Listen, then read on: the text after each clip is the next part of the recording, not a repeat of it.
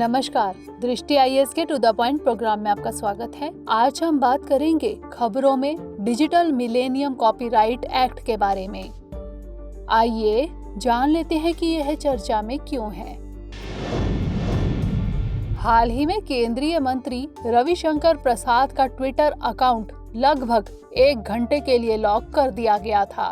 Twitter के अनुसार America के डिजिटल मिलेनियम कॉपीराइट एक्ट के उल्लंघन के कारण उनका अकाउंट लॉक कर दिया गया था।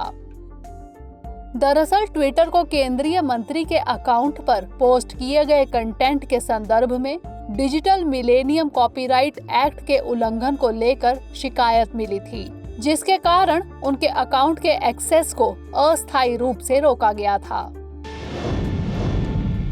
अब जान लेते हैं DMCA यानी डिजिटल मिलेनियम कॉपीराइट एक्ट के बारे में।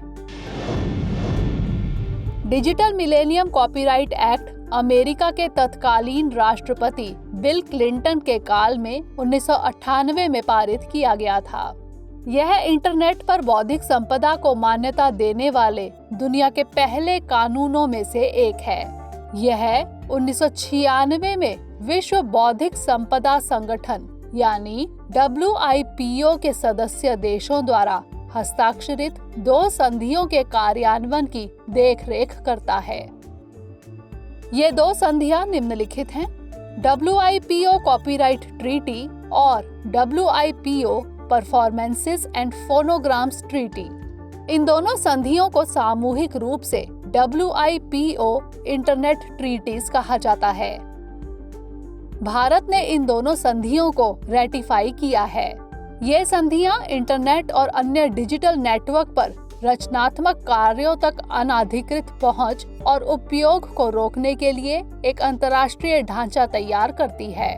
ये संधियां डिजिटल सामग्री को आवश्यक अंतर्राष्ट्रीय कानूनी सुरक्षा भी प्रदान करती हैं।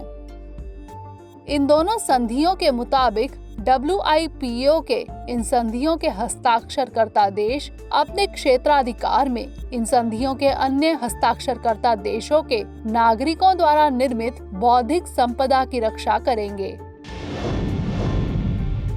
अब जान लेते हैं इससे जुड़ी कुछ अन्य प्रमुख बातें।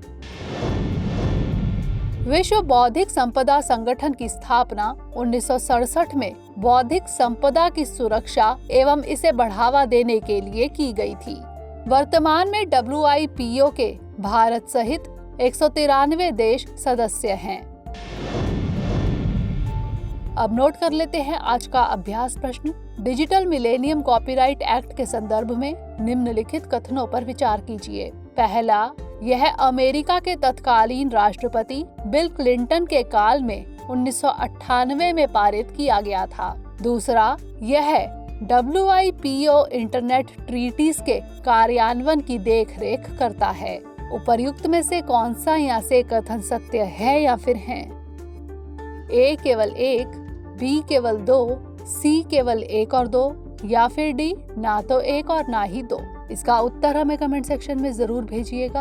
अगले सेशन में किसी नए टॉपिक के साथ मिलेंगे। तब तक के लिए धन्यवाद।